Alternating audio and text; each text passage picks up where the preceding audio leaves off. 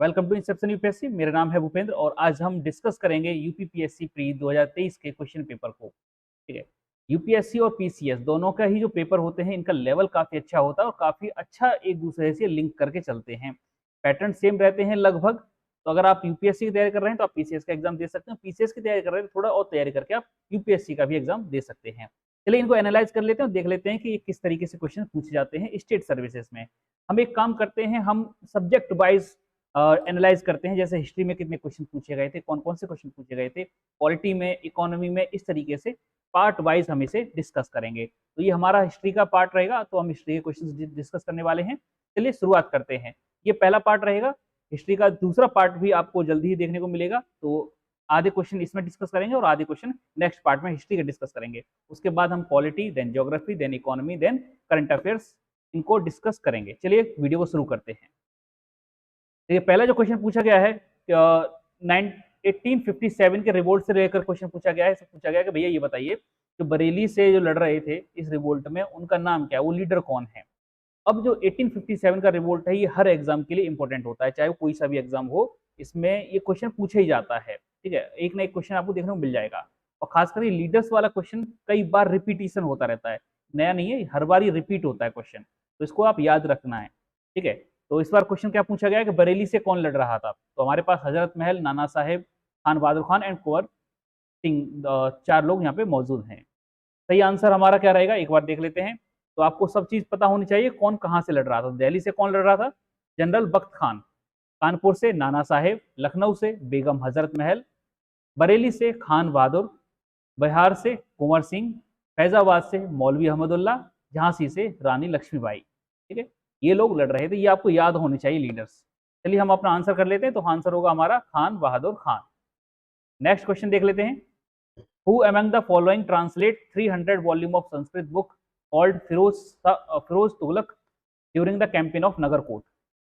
तो इसमें पूछा गया है कि भाई ये बताइए, फिरोज तुगलक थे, ठीक है, ये जब नगरकोट के कैंपेन पर गए थे तो इन्होंने 300 वॉल्यूम्स वहां से उठा लिए, 300 किताबें संस्कृत की वहां से उठा ली थी और इन्हें ट्रांसलेट कराया था। तो ट्रांसलेट किया था किसने, ट्रांसलेट किया था ये बताना है आपने। ठीक है, मुल्ला अब्दुल बाकी, अजीजुद्दीन खान, मिर्जा मोहम्मद, तलीब अमुली खाली। ठीक है, चार हमारे पास लोग हैं, आपको सही आंसर बताना है। ठीक, देखो जो नगर कोर्ट का कैंपेन है ये हमारा 1365 के टाइम पे हुआ था। अब नगर कोर्ट कहाँ है, नगर कोर्ट हमें देखने को मिलता है हिमाचल में। ठीक है, और हिमाचल में एक टेम्पल है, काफी फेमस टेम्पल है, ज्वाला देवी। ठीक है, ज्वाला देवी टेम्पल है। इस टेम्पल में एक लाइब्रेरी थी, ज्वाला देवी टेम्पल लाइब्रेरी या ज्वालामुखी लाइब्रेरी करके थी। अब यहाँ पर कुछ जो सोर्सेस हैं ये बताते हैं कि 1300 किताबें उठाई गई थी, 1300 वॉल्यूम्स, कुछ 300 करके बता रहे हैं, मतलब यहाँ पे 300 लिखा गया है, लेकिन मोस्टली किताबें हमें 1300 वॉल्यूम देखने को मिलता है। अब ये कौन लेकर आया था, फिरोज तुगलक। इसने ट्रांसलेट कराया, ट्रांसलेट कौन सी लैंग्वेज में कराया था, पर्शियन में। ठीक है, पर्शियन लैंग्वेज ने इसने इसे ट्रांसलेट कराया। तो इस जो ट्रांसलेटर था उसका नाम था अजीजुद्दीन खान। ठीक है, इसने इन किताबों को ट्रांसलेट किया अंडर द हेडिंग ऑफ दलाइल ए फिरोज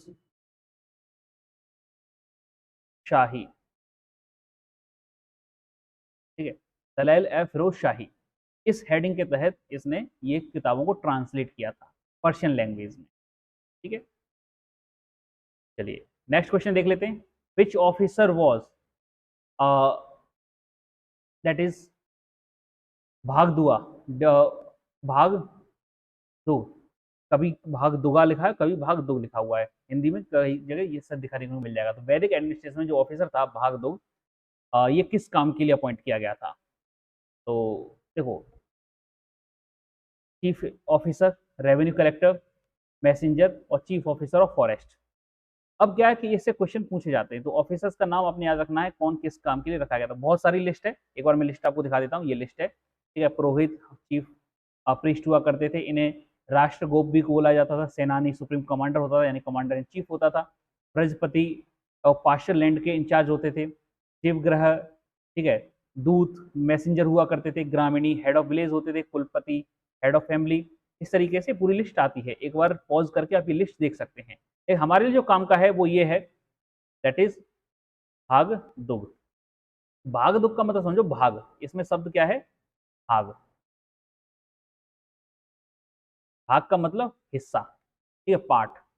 तो ये किस लिए होता है, रेवेन्यू कलेक्टर के लिए। तो ये अर्ली वैदिक पीरियड में ये ऑफिसर नहीं मिलते थे, लेटर वैदिक पीरियड में ये ऑफिसर रखे गए थे, टैक्स कलेक्ट करने के लिए ये ऑफिसर रखे गए थे। अर्ली में टैक्स कलेक्शन के लिए कोई ऑफिसर हमारे पास नहीं था, ठीक है। इसी से रिलेटेड थोड़ा आपसे पूछा जा सकता है, संग्रहित्री, जो संग्रह करता हो, यानी जो ट्रेजरी है उसको संभालता हो, तो संग्रहित्री, तो ट्रेजर। तो इस तरीके से आप नाम याद रख लीजिएगा, कभी भी कोई भी एग्जाम में पूछा जा सकता है। नेक्स्ट क्वेश्चन देख लेते हैं, with reference to the invader. तो इन्वेडर्स आए हैं, इनको क्रोनोलॉजिकल ऑर्डर में आपने अरेंज करना है। तो क्रोनोलॉजी समझ लीजिए, इन्हें अरेंज करना है। तो सबसे पहले कौन आया था, उसके बाद कौन आया था, उसके बाद कौन आया था, इस तरीके से। अच्छा, ये सिर्फ एंशिएंट इंडिया का पूछा गया है, आपसे कभी मेडिवल इंडिया और मॉडर्न इंडिया का भी पूछा जा सकता है, याद रखना है। जैसे अगर पहला जो आक्रमणकारी कह सकते हैं, इन्वेडर कह सकते हैं, तो अर्कमेनियन को बोला जा सकता है। ग्रीक्स पहले नहीं थे, अर्कमेनियन पहले थे। हाँ, कुछ लोग आर्यंस को इन्वेडर मानते हैं, लेकिन हम उसे कंसिडर नहीं करते हैं एग्जाम पॉइंट ऑफ व्यू से। तो आर्कमेनियन, जिनका लीडर था या रूलर था डेरियस, ये कब आया था, 1518 बीसी में। देन मैसेडोनियन इन्वेजन हुआ था, जिसमें अलेक्जेंडर का नाम काफी फेमस है, अलेक्जेंडर द ग्रेट, ये वही वाला है, ठीक है। फिर इंडो ग्रीक्स का आक्रमण होता है, जिसमें प्रथम थे शक, और इन्हें स्कंथियन भी बोला जाता है, ठीक है, शक और स्कंथियन। ये शक आ गए थे हमारे सेकंड सेंचुरी बीसी में ही, इंडिया में इनका आना हो गया था, और ये 4th एडी तक इंडिया में रहे थे, ठीक है। इनका जो सबसे बड़ा जो किंग है, सॉरी, ये हराए गए थे, they were defeated by the king Vikramaditya. Ujjain में ये 58 एडी में ये हराए गए थे। देन पर्थियंस आते हैं, देन कुशंस आते हैं। ये सीक्वेंस वाइज है, इनको याद रखना। कुशंस में सबसे बड़ा राजा माना जाता है इनका कनिष्क, और कनिष्क इसलिए भी फेमस है क्योंकि इसने गोल्ड कॉइन को इंट्रोड्यूस किया था इंडिया में, तो याद रख लीजिएगा। देन हुन्स आते हैं, हुन्स का इन्वेजन होता है 6th सेंचुरी एडी की तरफ। ये वो टाइम पीरियड होता है जब गुप्ता एम्पायर डिक्लाइन कर रहा होता है या कर चुका होता है, ठीक है। देन यहाँ तक तो ग्रीक्स का, पर्शियंस का, ईरानियंस का इन्वेजन होता है। उसके बाद जो इन्वेजन शुरू होता है वो इस्लामिक इन्वेजन शुरू होता है यहाँ पे। अब बोल सकते हो कि अब लोग अरब से आना शुरू करते हैं, ठीक है। तो यहाँ पे इस्लामिक इन्वेजन शुरू होता है। तो अरब कॉन्क्वेस्ट सिंध 1712, इसे कुछ लोग मानते हैं कि इंडिया पर आक्रमण था, कुछ लोग नहीं मानते, क्योंकि सिंध उस समय इंडिया का एज सच मेनलैंड का पार्ट नहीं है, इस वजह से, ठीक है। तो मोहम्मद बिन कासिम पहला आक्रमणकारी था, ठीक है, मेडिवल इंडिया में। देन 1000 एडी की तरफ गजनविद या महमूद ऑफ गजनी, महमूद ऑफ गजनी का इन्वेजन होता है। देन 1194 गुरीद इन्वेजन होता है, यानी मोहम्मद गौरी का इन्वेजन होता है। अब ये 1194 वो साल है। 1193 अगर 1191 याद हो किसी को तो याद रखना।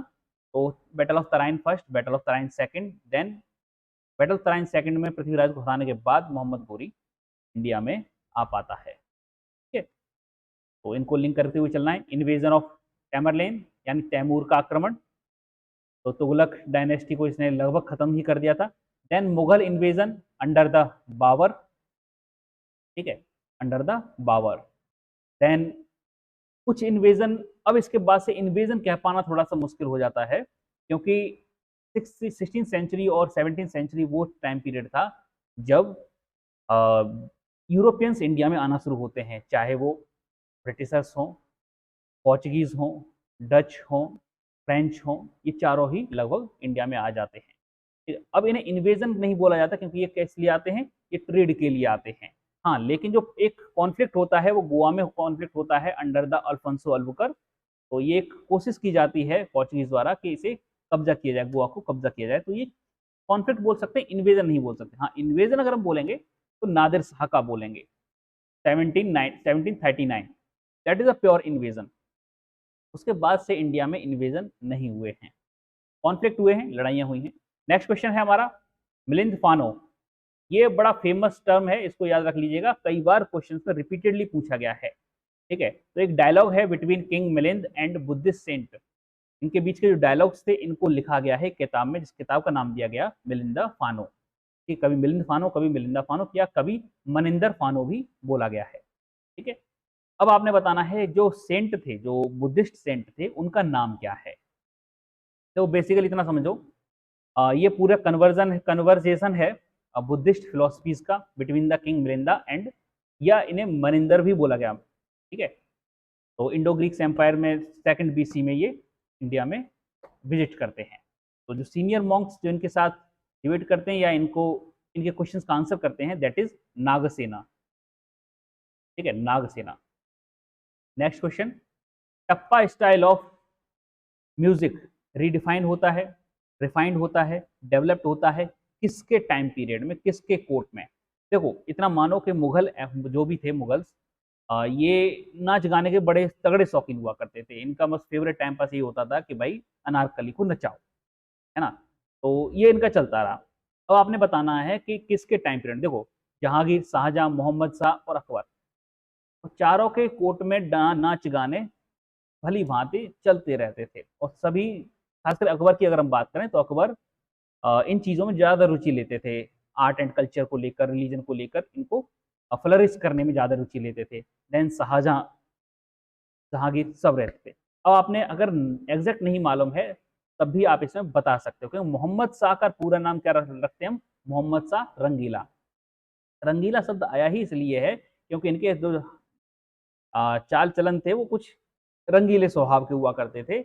लड़ाई फड़ाई में कम ध्यान देकर, कोर्ट के कामों में कम ध्यान देकर, नाच गानों में ज्यादा ध्यान देते। तो इनके टाइम पीरियड पे टप्पा स्टाइल ऑफ म्यूजिक डेवलप होता है। नेक्स्ट है, विच ऑफ द फॉलोइंग, ये अच्छा क्वेश्चन है। देखो ये वाला क्वेश्चन फंसाने वाला क्वेश्चन है। अब तक जो भी क्वेश्चन थे बहुत आसान थे, अगर आपको फैक्चुअल जानकारी है, थोड़ा बहुत अगर पढ़ रखा है तो हो जाएगा, लेकिन ये नहीं होगा थोड़ा बहुत पढ़ने से, इसके लिए डिटेल स्टडी चाहिए। ये अच्छे लेवल का क्वेश्चन है। क्रोनोलॉजिकल ऑर्डर में भाई इसे अरेंज करिए, क्रोनोलॉजी बताइए कि कौन कब क्या कैसे हुआ। ठीक है। Moplah revolt, Khilafat movement, home rule movement and Jallianwala massacre. देखो अगर मॉपलर रिवोल्ट को मालूम पता है तो इसका मतलब इसे हम क्या बोलते हैं, मालाबार रिवोल्ट भी बोलते हैं। मालाबार कोस्ट पर ये रिवोल्ट हुआ था, तो मालाबार रिवोल्ट भी बोलते हैं क्योंकि इसमें जो कम्युनिटी शामिल थी वो मोपला कम्युनिटी थी, जिसे मोपला रिवोल्ट भी बोलते हैं। ये कब हुआ था, ये हुआ था 1921 में। 1921 में क्यों हुआ था, एक्चुअली हुआ ये था कि जो ब्रिटिशर्स थे ये हैवी टैक्स लगा रहे थे। इनके साथ साथ जो लैंडलॉर्ड थे, उस समय लैंडलॉर्ड मालाबार कोस्ट पर मोस्टली हिंदूज थे। ठीक है, हिंदूज लैंडलॉर्ड, ये भी इनके साथ थे। अब जो इनको झेल रहे थे, इनको पिस रहे थे, वो थे mostly Muslims, Muslim community. Moplah community mostly Muslim community है। तो ये बड़े आहत थे, बड़े परेशान थे कि यार देखो यार ब्रिटिशर्स और ये लैंडलॉर्ड्स हमको परेशान कर रहे हैं, हमको एक्सप्लॉइट कर रहे हैं। और 1921 वो टाइम पीरियड है जब नॉन कॉपरेशन मूवमेंट, एनसीएम, अपनी चरम सीमा पर था। तो इन्होंने कहा कि चलो भाई लगे हाथ हम भी अपना पाप धुल लेते हैं, तो हम भी एनसीएम में शामिल हो जाते हैं। और इन्होंने सीधा रिवोल्ट शुरू कर दिया against the landlord and Britishers, mostly landlords. ठीक है। जब तक ये रिवोल्ट शांत रहा, कह सकते हैं कि जब ये स्ट्रगल बिल्कुल अहिंसा में रहा, ठीक है, हथियार नहीं उठाए गए, तब तक तो कांग्रेस ने इनका सपोर्ट किया, गांधी ने इनका सपोर्ट किया। लेकिन एक अच्छा लीडर ना होने की वजह से मॉपुलर रिवोल्ट क्या हो जाता है, एग्रेसिव हो जाता है। और जो ब्रिटिशर्स हैं, सरकार है, इनके खिलाफ ये हथियार चलने शुरू हो जाते हैं। तो तुरंत ही गांधी और कांग्रेस या जो भी एनसीएम था, ये अपना सपोर्ट मालाबार रिवोल्ट से या मोपला रिवोल्ट से पीछे खींच लेता है। तो कुल मिला के इंसिडेंट कब हुआ था, 1921 में, यानी ये एंड ऑफ लव एनसीएम के लगभग लास्ट के टाइम पर हुआ था। होम रूल मूवमेंट, अब होम रूल मूवमेंट दो हुए हैं। कब हुए हैं, दोनों ही 1916 में हुए हैं। ठीक है, दोनों ही 1916 में। क्या करेंगे, लोगों को रिवाइव करेंगे, लोगों को समझाएंगे कि देखो यार अंग्रेज हमको लूट रहे हैं, साथ में लड़ते हैं मिलकर। ठीक है, एक तरीके से रिवाइवलिज्म का और एक तरह से नॉलेज स्प्रेड करने के लिए ये मूवमेंट चलाए गए थे। किसने चलाए गए थे, दो लोगों ने चलाए थे। एक तो तिलक साहब ने चलाए गए, बाल गंगाधर तिलक, और दूसरे एनी बेसेंट। ठीक है, एनी बेसेंट, दोनों लोगों ने चलाया था, दोनों ने ही 1916 में चलाया था। लेकिन तिलक साहब ने क्या किया था, इस रिवोल्ट, इस मूवमेंट को जल्दी शुरू कर दिया था। कब शुरू किया गया था इनका? अप्रैल में। ठीक है, इन्होंने अप्रैल में शुरू किया था और इन्होंने सितंबर में शुरू किया था। ठीक है, अब दोनों का काम करने का तरीका अलग अलग था, एरिया अलग अलग था। हालांकि कहीं पर ये करार नहीं था, कहीं पर ये रिटन नहीं था, लेकिन हाँ प्रैक्टिकली हम देखेंगे तो दोनों का एरिया हमें अलग अलग दिखाई देता है। जैसे तिलक संभाल रहे थे महाराष्ट्र को, महाराष्ट्र में बॉम्बे वाला जो एरिया है ये इसमें एक्टिव नहीं होंगे। ठीक है, महाराष्ट्र के अलावा Karnataka plus Berar plus central province, ये 4 एरियाज में तिलक मोर्चा संभाल रहे थे। एनी बेसेंट बचे हुए पूरे इंडिया के लिए यहाँ पर एक्टिव थी, यानी ये ऑल इंडिया लेवल पर। तो जहां पर तिलक हैं वहां पर एनी बेसेंट नहीं जा रही हैं, और जहां पर एनी बेसेंट है वहां तिलक नहीं जा रहे हैं। तो कब ये हुआ? 1916 में। तो इतना समझ में आया कि 1916 पहले है और 1921 बाद में है। लेकिन जो मैंने कही टफ क्वेश्चन है, अच्छा क्वेश्चन है, क्यों है? ये है खिलाफत मूवमेंट और जलियांवाला बाग मैसेकर के लिए, दोनों ही एक ही टाइम पर हुए हैं। अब यहाँ पर एग्जैक्ट डेट आपको पता होनी चाहिए तो ही क्वेश्चन होगा, नहीं तो नहीं होगा। ठीक है, तो खिलाफत मूवमेंट और जलियांवाला बाग, तो जलियांवाला बाग हमारा कब हुआ था? जलियांवाला बाग हमारा होता है, जलियांवाला बाग हमारा होता है 13 अप्रैल 1919 1919 में ये रिवोल्ट, ये मैसेकर हमारा होता है। ठीक है, खिलाफत मूवमेंट कब होता है? खिलाफत मूवमेंट भी हमारा 1919 में ही शुरू होता है। ठीक है, कब होता है? ये अगस्त में शुरू होता है, सॉरी अक्टूबर में, ये अक्टूबर में शुरू होता है। तो सबसे लास्ट में कौन सा है? हमारा मोपला रिवोल्ट। तो सही आंसर हमारा ए होगा। चलिए नेक्स्ट क्वेश्चन देख लेते हैं। कैप्टन हॉकिंग, इनसे रिलेटेड कुछ स्टेटमेंट है, 2 स्टेटमेंट है कि भाई ये जेम्स फर्स्ट के एनवॉय थे और 1611 में इंडिया आए थे, इन्हें टर्किश लैंग्वेज बहुत अच्छी तरह आती थी। दोनों ही स्टेटमेंट में कौन से सही हैं या दोनों ही सही हैं? तो ये बात तो सही है कि कैप्टन हॉकिंग आए थे, इसमें कोई दोहराई नहीं है। लेकिन बात ये आती है कि साहब क्या ये 1611 में ही आए थे? डेट याद होनी चाहिए। तो बात सही है कि साहब ये डेट तो गलत है, 1608 में आए थे। ठीक है, 1608 में आए थे। ठीक है, और इनके साथ आए थे commander Hector, first company ship जो सूरत में एंकर हुआ था। ये ईस्ट इंडिया कंपनी के रिप्रेजेंटेटिव थे। हाँ, इन्हें टर्किश लैंग्वेज बहुत अच्छी तरह आती थी, क्योंकि जब ये बात करते थे तो सीधे ये जहांगीर से बात करते थे। अब जहांगीर इंडिया, ठीक है, और ये ब्रिटिशर्स, दोनों में लैंग्वेज डिफरेंस। लेकिन यहाँ पर लैंग्वेज डिफरेंस रहता नहीं है, क्योंकि जो विलियम हॉकिंस थे इन्हें टर्किश बहुत अच्छी तरह से आती थी। ठीक है, इन्हें टर्किश लैंग्वेज बहुत अच्छी तरह से आती थी, और जहांगीर या बाबर कह सकते हैं, बाबर की जो नेटिव लैंग्वेज थी ये भी टर्किश थी। तो इस वजह से जहांगीर को भी टर्किश आती थी, दोनों की टर्किश आती थी। तो दोनों कंसेशन के रिगार्डिंग अपने डिस्कशन बड़े आराम से कर लिया करते थे। तो यहाँ पर ये क्वेश्चन हैं, इसके आगे का नेक्स्ट पार्ट हम नेक्स्ट वीडियो में कवर करेंगे। अगर ये वीडियो इन्फॉर्मेटिव लगी है तो फिर लाइक शेयर सब्सक्राइब कर दीजिए। मिलेंगे नेक्स्ट वीडियो में।